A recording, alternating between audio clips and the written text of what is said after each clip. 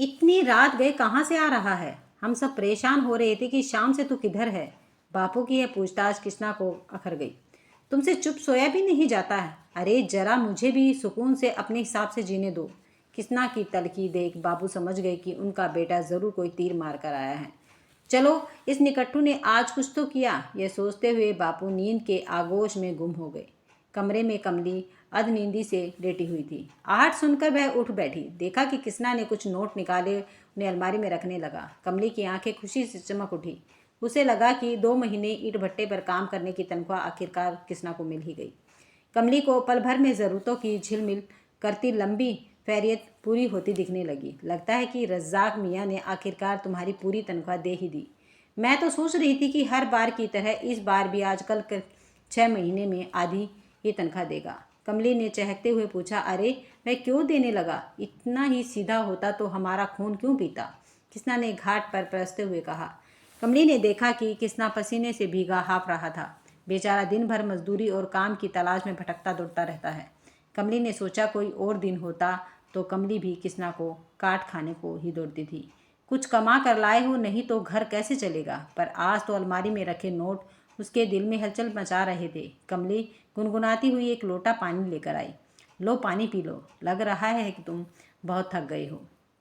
क्या हुआ, तुम्हारी छाती धोकनी सी चल रही है? अरे रज्जाक भाई ने पैसा नहीं दिया तो फिर किसने दिया पैसा? कमली ने लाड जताते हुए पूछा। जब से आया हूँ पहले बापू ने, फिर तूने मेरा दिमाग चाट कर रख दिया है। क्या कुछ देर शांति नहीं मिल सकती है मुझे? लोटा फेंकते हुए किसना ने कहा और करवट लेकर सोने की कोशिश करने लगा। कमली ने चुपचाप किसना को एक चादर उड़ा दी और बगल में लेट गई। किसना बेचैन सा रात भर करवटें बदलता रहा। वह कभी उठ बैठता तो कभी लेट जाता। सुबह के 5 बजे कमली उठी और तैयार होकर उसने ग्रेटर नोएडा की बस पकड़ी, जहां वह कुछ घरों में झाड़ू पोछा और बर्तन धोने का काम करती थी। बिजली की फुर्ती से काम निपटाती कमली 5वें घर में जा पहुंची। वहां चाय नाश्ता बनाती साहब और बीवी जी को देखकर वह खुद भी खाती थी। कमली के वे साहब और बीवी जी नौकरी से रिटायर हो चुके थे, सो वहाँ सुबह की हड़बड़ी नहीं रहती थी। वे दोनों देर तक सोने के आदी थे। आज भी 10:15 बज गए थे। डोरबेल की आवाज़ से ही बीवी जी जागी थी। आओ कमली, पहले चाय बना दे, मैं तुम्हारे साहब को जगाती हूँ, कहकर बीवी जी ने बाथरूम में हाथ मुंह धोने चली गई थी। जब तक चाय उबाली फुर्ती कमली ने सब्जी काटी और कुकर में छोंक दी। इसके बाद कमली ने साहब जी और बीवी जी को चाय थमा दी और खुद भी वहीं फर्श पर बैठकर चाय पीने लगी। लगातार 4-5 घंटे काम करने के बाद वह हर दिन यही पल भर के लिए आराम करती। साहब जी ने टेलीविज़न चला दिया। बार बार दादरी दादरी सुनकर वह कमली के कान खड़े हुए। चाय हाथ से छलकते छलकते बचे। जब दादरी के बिसहाड़ा गांव का नाम भी सुना तो बीवी जी ने पूछा, कमली तुम भी तो काम करने दादरी से ही आती हो ना? क्या तुम इसको जानती हो? रात एक भीड़ ने इनकी हत्या कर दी। मारे गए आदमी के फोटो को दिखाते हुए बीवी जी ने पूछा, हाय हम तो इनके पीछे वाली बस्ती में ही रहते हैं, इन्हें किसने मारा? कमली एकदम से चिल्लाई। अब कमली के हलक से चाय नहीं उतर रही थी। वह गुमसुम सी वहीं खड़ी हो गई। बीवी जी आज मुझे जल्दी जाने दो, मैंने सब्जी बना दी है, रोटी आप बना लेना। कहते हुए कमली घर लौटने को बेचैन हो उठी। जैसे जैसे कमली अपनी बस्ती के पास पहुंची तो देखा कि वहां जमघट लगा हुआ था। टेलीविज़न पर रिपोर्ट दिखाने वाली पुलिस और भी न जाने कौन कौन से लोग दिख रहे थे। आज तक इस जगह कोई नेता तक नहीं पहुंचा था, वहीं आज पूरी भीड़ लगी हुई थी। कमली की आंखों के सामने बार बार मरने वाले का चेहरा आ रहा था। माहौल की गर्मी से डरती झुलसती कमली अपनी झोपड़ी तक पहुंची, पर पता नहीं क्यों अंदर का माहौल बड़ा ही ठंडा सा था। किसना उसे देखते ही खुश हो गया। वह बोला, अरे वाह, अच्छा हुआ जो तू जल्दी आ गई। मैं चिकन लाया हूँ, झट से पका दे, मुझे तो बड़े जोरों से भूख लगी है। मैंने मसाला पीस रखा है। कमली नाक और मुंह पर कपड़ा बांधकर चिकन बनाने में जुट गई। शुद्ध शाकाहारी कमली अभी भी हाथ से चिकन छू नहीं पाती थी, सो चमचे की मदद से उठाकर पकाने में जुट गई। उफ, आज तो मेरा उपवास हो गया, कमली ने सोचा, क्योंकि जिस दिन मांस पकता है उस दिन वह खाना नहीं खा पाती, पर पति और ससुर की खुशी के लिए वह बना जरूर देती है। अरे तुमने कुछ सुना क्या? कल किसकी हत्या हो गई थी बस्ती में? टेलीविज़न पर देखकर मैं 5 नंबर वाली के यहाँ से काम छोड़कर दौड़ी चली आई थी। कमली बार बार पूछ रही थी, पर मानो किसना के कान पर जूं नहीं रेंग रही थी। तभी बाहर से ससुर जी भी झोपड़ी में आ गए। उनके चेहरे की हालत बाहर के मौसम से बड़ी मेल खा रही थी। दोनों बाप बेटे आपस में खुसर पुसर करने लगे। कमली अपने काम में लगी रही।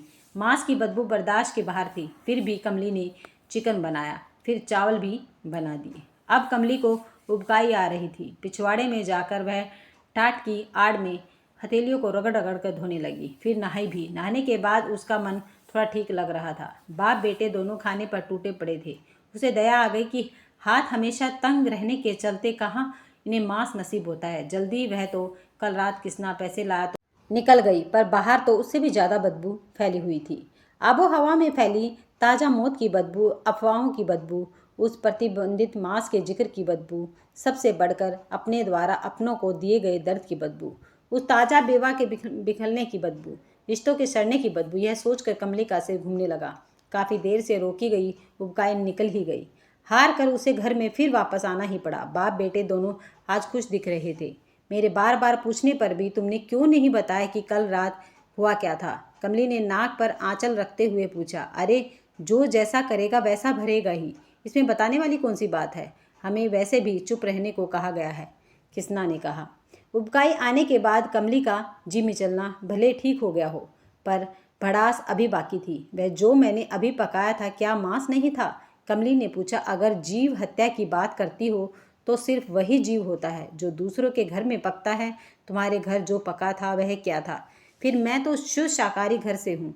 यहाँ तुम्हारी खुशी के लिए सब कुछ पकाती हूँ या नहीं तो क्या पड़ोसी की थोड़ी पसंद को बर्दाश्त नहीं कर किया जा सकता? अरे, जीव जंतु से रिश्ते जोड़ते हैं। फिर पेट में मेरी बेटी है, पता लगवा कर क्यों मरवाया था पिछले साल उसे? क्या बेटी मांस से कमतर होती है? ऐसा कहते हुए कमली खापने लगी थी।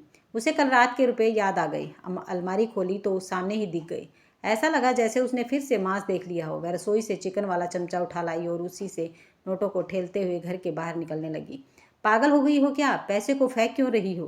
कहते हुए किसना ने पैसे उड़ाए, झाड़े और उसने चूमता हुआ वापस अलमारी में रख दिया। हार कर कमली वहीं पसर गई और आंख बंद कर सोने की कोशिश करने लग गई। वैसे भी आज उसका बिना मतलब उपवास हो गया था। उबकाई आने के बाद अंतड़िया अब मरोड़ मार रही थी। कमली की आधी रात को आंख खुली सड़क से छन कर आ रही रोशनी में उसे अध खुली अलमारी में झांकते नोटों की तरफ नजर पड़ी, लेकिन वहाँ नोट कहाँ थे? वहाँ तो किसी के जले हुए मांस के टुकड़े पड़े थे। उसकी बदबू से फिर मन बेचैन हो गया। वह कोने में रखे चिकन पकाने वाले चमचे को फिर से उठा लाई और अलमारी से पैसे गिराने लगी। खटखट की आवाज़ से कृष्णा की नींद खुल गई, पर अब की बार वह चिल्लाया नहीं। धीरे से नोटों को फिर से उठाकर चारपाई के नीचे रखे टीन के डिब्बे में सहेज दिया। कृष्णा उकड़ू बैठकर कमली को देखने लगा। वह दिन भर में कैसी बीमार सी हो गई थी। कमली उसे ही घूरे जा रही थी। उसकी आंखों में तैरते सवालों के सैलाब में वह खुद को डूबता सा महसूस कर रहा था। मुझे ऐसे ना देखो कमली। 2 दिन पहले तारिक भाई ने मुझे और कुछ और लोगों को अपने घर बुलाया था और हमें ये पैसे दिए थे। वह बोला था कि चाचा को मारने के बाद और पैसे मिलेंगे। घर में फूटी कोड़ी नहीं थी।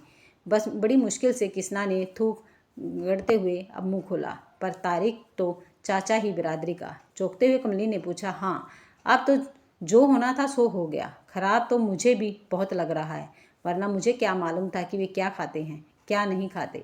मुझे तो बस इतना पता है कि हमारे घर खाने को कुछ नहीं था। पैरों के अंगूठे से जमीन कुरेदता कृष्णा बोला। मैं इतने घरों में काम करती हूँ, मैंने कभी उनकी चीज़ों की तरफ आंख उठाकर नहीं देखा। और तूने चंद रुपयों के लिए किसी की जान ले ली। कल मैं कितना खुश हो रही थी कि मेरा मर्द पैसे कमा कर लाया है।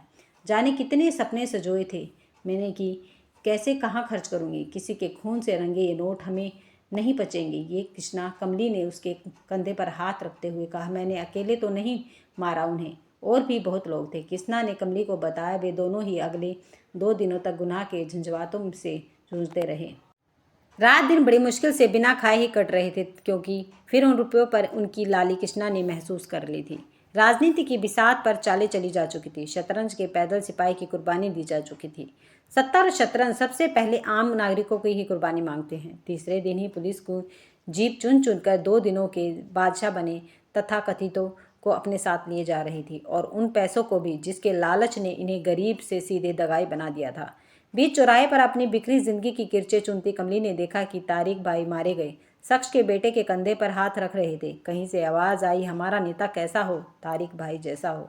इस शोर तरह कमली धुंधली आंखों से कृष्णा को जीप में हथकड़ी पहने जाते देखती रह गई। अगर आपको ये कहानी पसंद आई है तो वीडियो को लाइक, शेयर और सब्सक्राइब करना मत भूलिएगा।